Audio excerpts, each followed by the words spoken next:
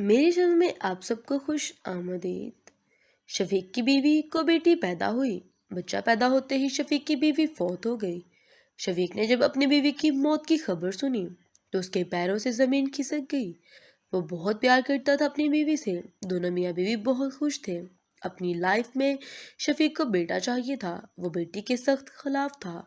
خدا کا کرنا ایسا وہ کہ اس کے ہاں بیٹی ہی پیدا ہوئی تھی۔ بیٹی کے پیدا ہوتے ہی اس کی ہم سفر اس سے بچھڑ گئی۔ بیوی کے کفن دفن کے بعد وہ بچی کو گھر لے آیا۔ اس نے اپنی بیٹی کو غور سے دیکھا جو کافی خوبصورت تھی، پر وہ باپ کی بجائے درندگی سے اس بچی کو دیکھ رہا تھا کہ جس نے آتے ہی اپنی ماں کو نگل لیا۔ وہ کسی صورت اس کو اپنے پاس رکھنے کو تیار نہ تھا۔ اس نے بچی کو منحوس سمجھ کر اپنی زندگی سے نکالنے کا فیصلہ کر لیا۔ سخت سردیوں کی رات تھی۔ اس نے بچی کو کمبل میں لپیٹ کر باہر سڑک پر رکھ دیا اور واپس گھر چلا آیا۔ اس سڑک میں ایک نیک دل انسان کا گزر ہوا جس کا نام فیصل تھا۔ وہ اپنے گھر جا رہا تھا۔ راستے میں اس نے کمبل کو ہلتے جلتے دیکھا تو قریب آیا۔ ایک ننھی سی چاند تھی اس میں۔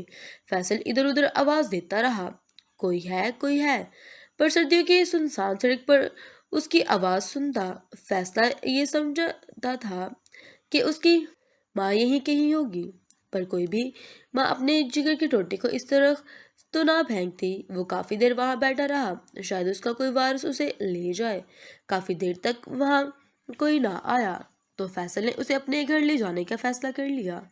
گھر جاتے ہی جب اس کی بیوی نے اس کے ہاتھ بچہ دیکھا تو سخت غصے میں آ گئی۔